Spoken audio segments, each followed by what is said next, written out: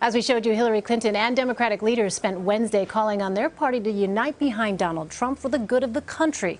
In her concession speech, Clinton reminded supporters the American dream is big enough for everyone and that fighting for what's right is always worth it. This is not the outcome we wanted or we worked so hard for, and I'm sorry that we did not win this election for the values we share and the vision we hold for our country. We have seen that our nation is more deeply divided than we thought. But I still believe in America, and I always will. And if you do, then we must accept this result and then look to the future. This loss hurts, but please never stop believing that fighting for what's right is worth it. To all the women, and especially the young women, who put their faith in this campaign and in me, I want you to know that nothing has made me prouder than to be your champion.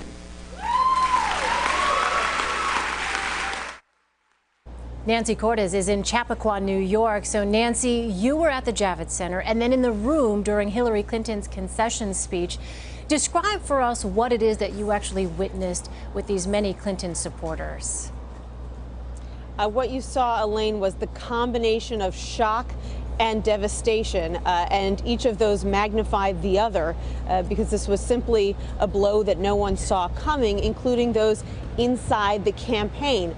This wasn't a situation where they felt 90% chance we win, 10% chance we lose. They really literally believed that they were on their way to the White House. And so there were so many emotions for these staffers as they watched Hillary Clinton speak today. After talking to them after her speech, they said things like how they couldn't believe the strength it took for her to get up there on the stage and be calm and magnanimous at a time when they were so emotional, and all of those emotions were being reflected back at her as she spoke, seeing them weeping in the crowd. Beyond that, their own futures are now cloudy. These are all people who thought that they were heading, for the most part, to positions in the White House or in the administration. And in a blink of an eye, suddenly they're not quite sure what their own next moves are. And so that's quite unsettling. It's a reality of working in politics. You kind of rise and fall based on where your candidate ends up. But nonetheless, it doesn't make it any more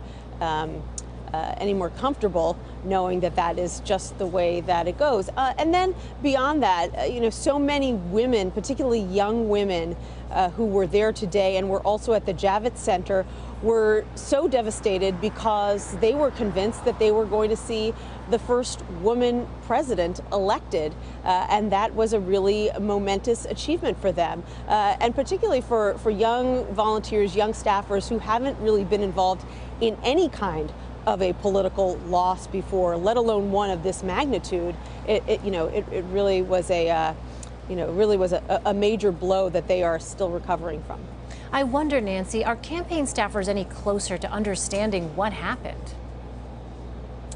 They are. They see that clearly they underestimated the depth of disillusionment among white working class voters, particularly in the Midwest, hard hit by manufacturing losses and the loss of the coal industry. When you talk about Western Pennsylvania, turned off, frankly, by the Clinton legacy at this point, turned off by all the talk of Clinton's email server, and they just needed more than the voter base that they were aiming for in those particular states. In states like in states like Nevada that had a large Latino population, they had other voters to draw on. But in a state like Wisconsin, which is a largely white population, they needed to do a better job winning over those working class white voters. It's the same thing that Hillary Clinton struggled with in the primary election.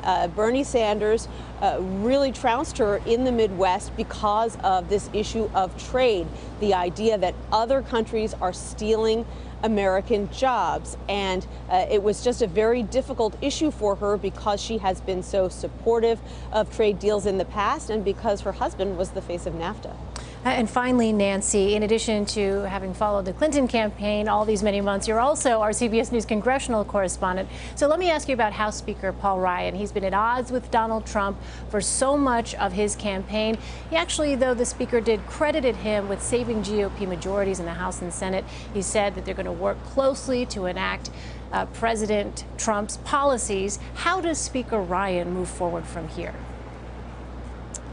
Well, plain and simple, these two men need each other. So it's in their best interests to bury the hatchet. For Donald Trump, he's got all kinds of complicated relationships on Capitol Hill. Lots of Republicans who either openly opposed him or simply wouldn't say that they were backing him. So he could use the support of someone like Paul Ryan. Paul Ryan sees the writing on the wall. He sees that clearly there was something about Donald Trump that the electorate warmed to. And as his predecessor, John Boehner, used to say, you're not a leader if everyone else is marching in the other direction. So Paul Ryan needs to figure out how to sort of get right with the right in his party because he's going to have his own difficulty just getting reelected as Speaker. There are a number of conservative members of his conference who believe that he abandoned Donald Trump and think that he should not remain as the head of the Republicans in the House. So I do think that they will work together, especially because, while there are a lot of things they disagree about, there's a lot of things that they have common ground on. And so those are probably things that they'll try to tackle first. Doesn't mean that this is going to be an easy relationship. It doesn't mean that things are all smooth sailing from here, but it's worth it to both of them to get along. All right, Nancy Cordes, thank you so much. You're welcome, Elaine.